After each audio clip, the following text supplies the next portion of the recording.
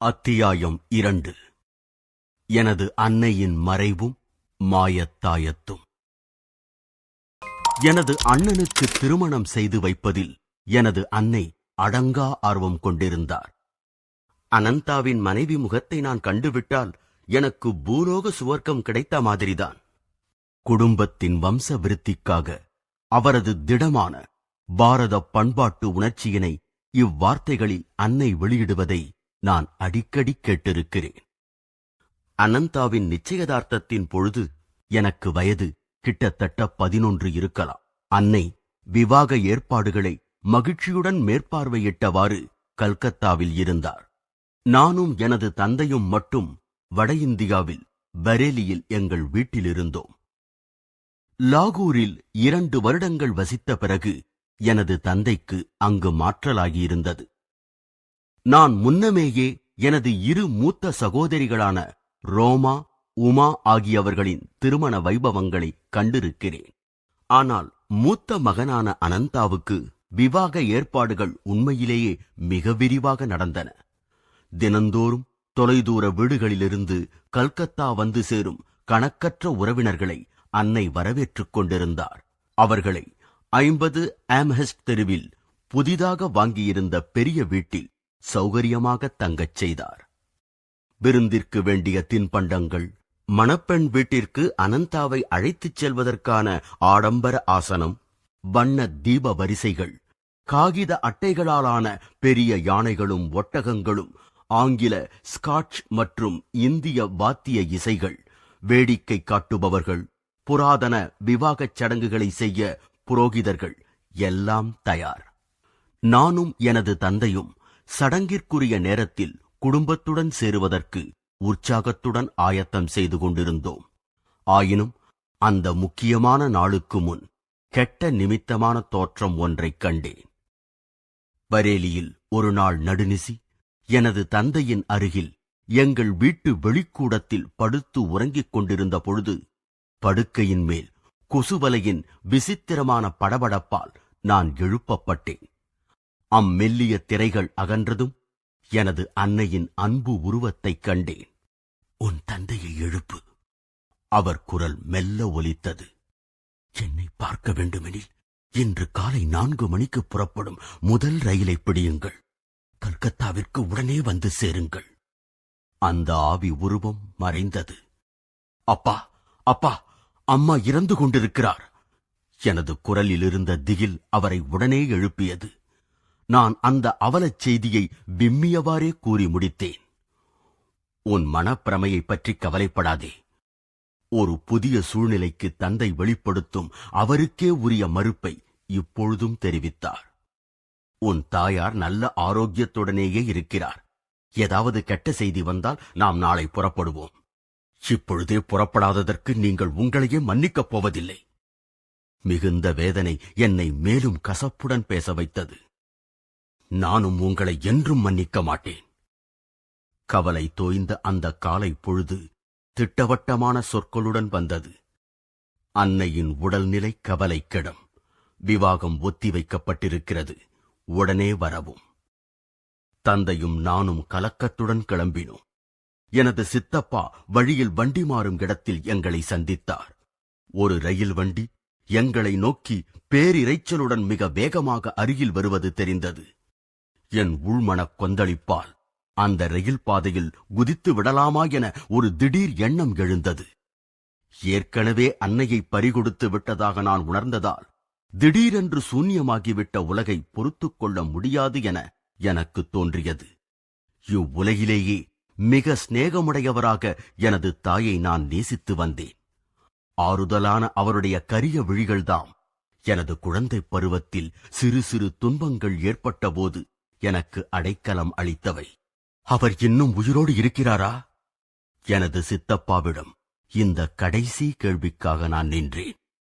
எனது முகத்தில் இருந்த நம்பிக்கை இழந்த நிலையை புரிந்து கொள்ள அவருக்கு வெகு நேரமாகவில்லை. "நிச்சயமாக உயிரோடுத்தான் இருக்கிறார்" என்றார். ஆனால் நான் அவரை சிறிதும் நம்பவில்லை. நாங்கள் கல்கத்தா வீட்டை அடைந்ததும் மரணமெனும் திடுக்கிடும் மர்மமே எதிர்பட்டது. நான் அப்படியே உயிரற்றவன் போல் சரிந்தேன். எனது இதயம் சமாதானம் அடைவதற்கு எவ்வளவோ ஆண்டுகளாயின. எனது கதறல்கள் சுவர்க்கத்தின் கதவுகளை தாக்கி கடைசியில் தெய்வீக அன்னையை அழைத்து வந்துவிட்டன. அவளுடைய சொற்கள்தாம் புறையோடிக் கிடந்த எனது மனப்புண்களை முழுவதுமாக ஆற்றின. உன்னை ஒவ்வொரு பிறப்பிலும் அநேக தாய்மார்களின் மென்மையான அன்பின் மூலம் பாதுகாத்து வந்தது நானே. நீ இழந்து தேடும் அந்த இரு அழகிய கருமையான விழிகளை என்னில் காண்பாய். அன்புக்குரிய அன்னையின் தகன கிரியைகள் முடிந்த பிறகு நானும் எனது தந்தையும் பரேலிக்கு திரும்பினோம். ஒவ்வொரு நாளும் அதிகாலையில் எங்கள் பங்களாவின் முன்னிருந்த மென்மையான பசும்பொன் வண்ண புல்தரைக்கு நிழல் தந்து கொண்டிருந்த ஒரு பெரிய பவழ மல்லிகை மரத்தடிக்கு நான் சோக நினைவு யாத்திரை செல்வேன்.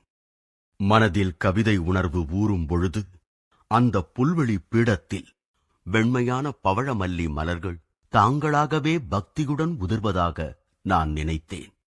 காலை பனித்துளியில் எனது கண்ணீர் கலக்கும்போது வினோதமான வேற்றுலக ஒளி அங்கே வைகரை பொழுதில் வெளிப்படுவதை நான் அடிக்கடி கவனித்தேன். இறைவனுக்காக தீவிர ஏக்கம் என்னை பற்றியது. இமயத்திற்கு பலமாக ஈர்க்கப்படுவதை நான் உணர்ந்தேன்.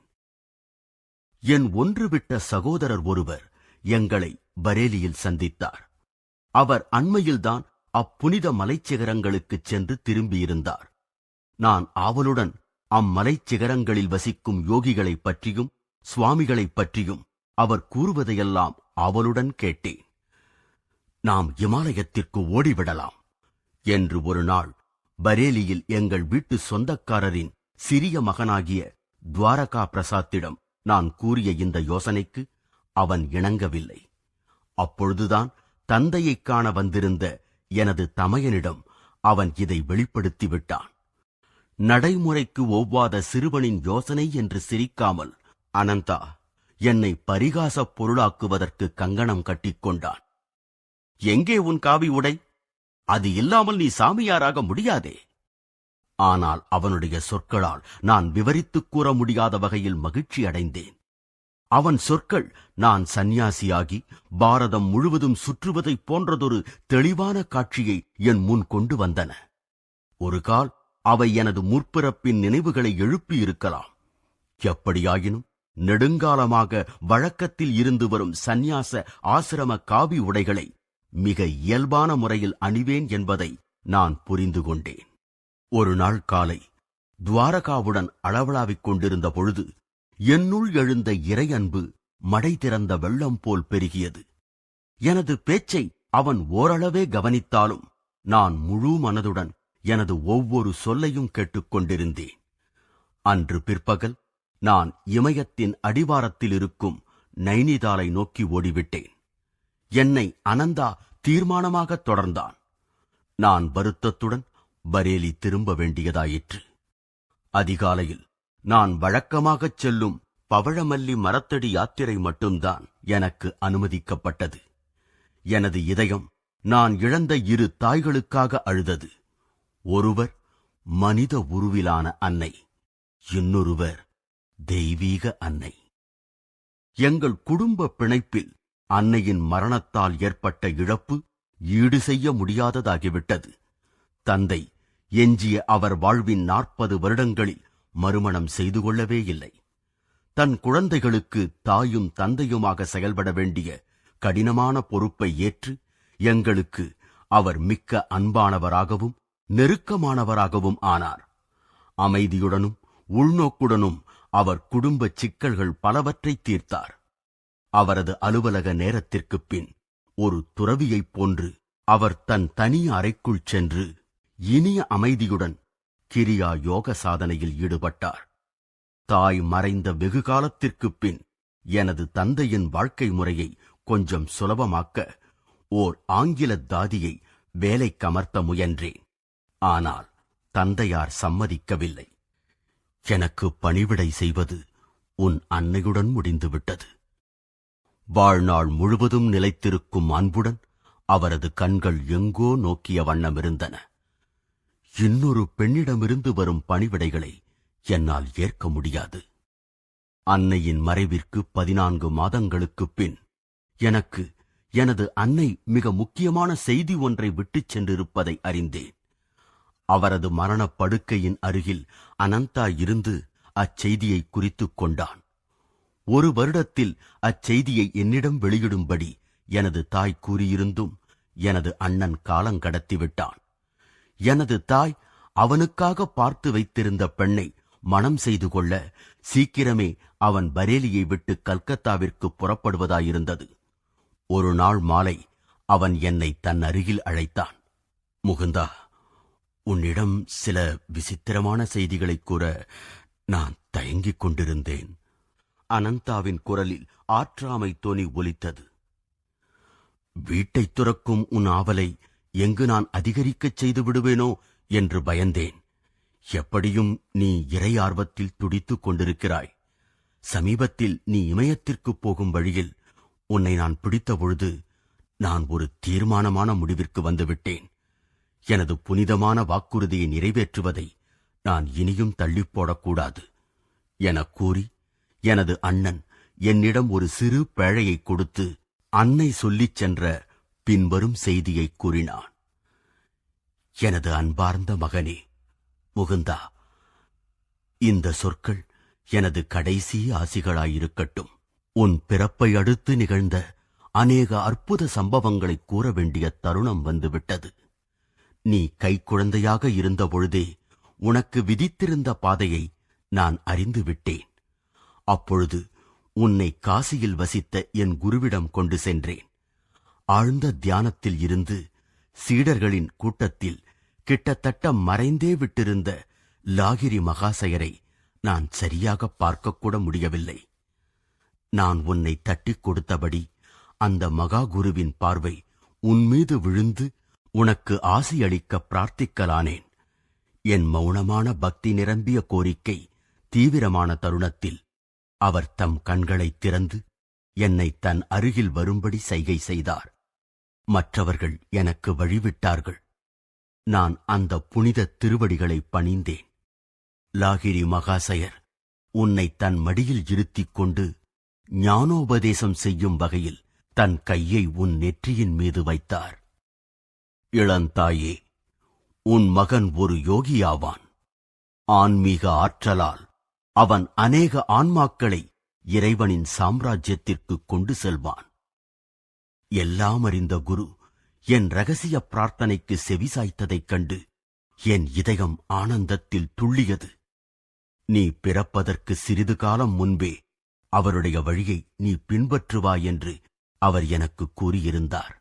பிறகு, என் மகனே, அடுத்த அறையிலிருந்து நானும் உன் அக்கா ரோமாவும் நீ படுக்கையில் அசையாமல் அமர்ந்து இறை பேரொளியை தரிசித்ததைக் கண்டோம். உன் சிறு வதனம் ஒளிமயமாயிருந்தது.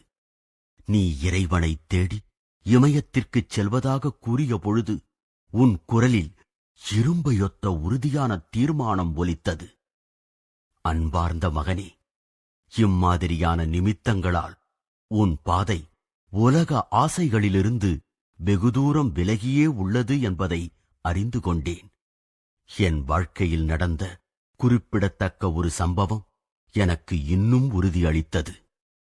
இந்த மரணப்படுக்கைச் செய்தியை அளிக்கும்படி என்னை தூண்டியது. அச்சம்பவம் பஞ்சாபில் ஒரு மகானுடன் நிகழ்ந்த சந்திப்பு. நம் குடும்பம் லாகூரில் வசித்து வந்த பொழுது ஒரு நாள் காலை வேலைக்காரன் என் அறைக்கு வந்தான். அம்மா, ஒரு முன்பின் தெரியாத சாது வந்திருக்கிறார். அவர் முகுந்தனின் அன்னையை காண வேண்டும் என்று வற்புறுத்துகிறார் என்றான். இவ்வெளிய சொற்கள் என் ஆழ்மன தந்திகளைத் தொட்டன. நான் உடனே அந்த விருந்தாளியை வரவேற்கச் சென்றேன். அவர் அடிகளை பணியும் பொழுது என் முன் நிற்பவர் ஒரு மெய்யான தெய்வ மனிதர் என்பதை உணர்ந்தேன். தாயே, பெரும் ஞானிகள் உன் பூலோக வாழ்க்கை முடிய இன்னும் அதிக காலமில்லை என்பதை தெரியப்படுத்த விரும்புகிறார்கள். தாங்கள் அடுத்த தடவை நோயுறும்போது அதுவே உங்கள் ஆயுள் முடிவைக் குறிக்கும். அவருடைய சொற்களுக்குப் பிறகு அங்கு ஒரு மௌனம் நிலவியது. அப்போது எனக்கு எந்தவித அச்சமும் உண்டாகவில்லை. மாறாக பேரமைதியின் அதிர்வை உணர்ந்தேன். கடைசியில் அவர் மறுபடியும் என்னிடம் கூறினார், ஒரு வெள்ளித் தாயத்தை காப்பாற்றும் பொறுப்பை நீ ஏற்க வேண்டும். நான் அதை இன்று உன்னிடம் தருவதாக இல்லை. நான் கூறும் சொற்களில் உள்ள உண்மையை நிரூபிக்க நாளை நீ தியானம் செய்யும்போது அத்தாயத்து தானாகவே உன் கைக்குள் வந்து சேரும். உன் மரணப் படுக்கையில் நீ உன் மூத்த மகன் அனந்தாவிடம், அவன் 1 வருடம் அத்தாயத்தை வைத்திருந்த பின்னர் உன் 2வது மகனிடம் அதை கொடுக்கும்படி தெரிவிக்க வேண்டும். முகுந்தன் பெரிய ஞானிகளிடமிருந்து அந்த தாயத்தின் பொருளை அறிவான். அவன் உலக ஆசைகளை முற்றும் துறந்து கடவுளை நோக்கி தீவிர நாட்டத்துடன் செல்ல தயாராகும் தருணத்தில் அது அவன் கையில் கிடைக்க வேண்டும். சில வருடங்கள் அவன் அந்த தாயத்தை வைத்திருந்து அதனுடைய பலன் அவனுக்கு கிட்டியதும் அது மறைந்துவிடும். எவ்வளவு ரகசியமான இடத்தில் வைக்கப்பட்டிருந்தாலும் அது எங்கிருந்து வந்ததோ அங்கு திரும்பிவிடும். நான் அவருக்கு காணிக்கை அளித்து மிக்க மரியாதையுடன் அவரை வணங்கினேன். அவர் நான் அளித்தவைகளை பெற்றுக்கொள்ளாமல் ஆசி கூறி புறப்பட்டு விட்டார். மறுநாள் மாலை நான் கூப்பிய கரங்களுடன் தியானத்தில் அமர்ந்திருந்த பொழுது அந்த சாது வாக்களித்தது போலவே ஒரு வெள்ளித் தாயத்து என் உள்ளங்கைகளுக்கிடையில் தோன்றியது. அது என் கையுள் வந்துள்ளது என்பதை அதனால் ஏற்பட்ட மிருதுவான குளிர்ந்த உணர்ச்சியினால் தெரிந்து கொண்டேன். நான் அதை 2 வருடங்களுக்கு மேலாக விழிப்புடன் காத்து வந்து இப்பொழுது அதை அனந்தாவின் பாதுகாப்பில் விட்டுச் செல்கிறேன். எனக்காக வருந்தாதே, ஏனெனில் நான் பரம்பொருளிடம் என் குருதேவரால் அழைத்துச் செல்லப்பட்டிருப்பேன். குழந்தாய், நான் விடை பெறுகிறேன். அன்னை பராசக்தி உன்னை காப்பாள். அந்த தாயத்து கிடைத்ததும் ஒரு ஞான பேரொளி என்னை பற்றியது. உறங்கிக் கிடந்த பல நினைவுகள் எழுச்சி பெற்றன. அந்த தாயத்து ஒரு புராதன விந்தை பொருள். வட்ட வடிவில் சமஸ்கிருத எழுத்துக்களால் நிரம்பியிருந்தது. மறைமுகமாக என்னை வழிநடத்தி வந்த முற்பிறவிகளின் ஆசான்களிடமிருந்து அது வந்திருக்க வேண்டுமென நான் அறிந்தேன். அதில் இன்னொரு விசேஷமும் இருக்கவே செய்தது. ஆனால் ஒரு தாயத்தின் மகிமையை ஒருவர் முழுவதும் வென்றுரைக்க முடியாது. அந்த தாயத்து என் வாழ்க்கையில் மிகவும் துன்பமான சூழ்நிலைகளில் எப்படி மாயமாக மறைந்தது என்பதையும், எப்படி அதன் இழப்பு என் குருவை நான் அடைவதற்கு வழிகாட்டியாக இருந்தது என்பதையும் இந்த அத்தியாயத்தில் சொல்வதற்கில்லை. ஆனால் இமயத்தை அடைய வேண்டும் என்ற தன் முயற்சிகள் தடைபட்ட அந்த சிறுவன் நாள்தோறும் அவனுடைய தாயத்தின் சிறகுகளில் வெகு தூரம் பிரயாணம் செய்த வண்ணம் இருந்தான்.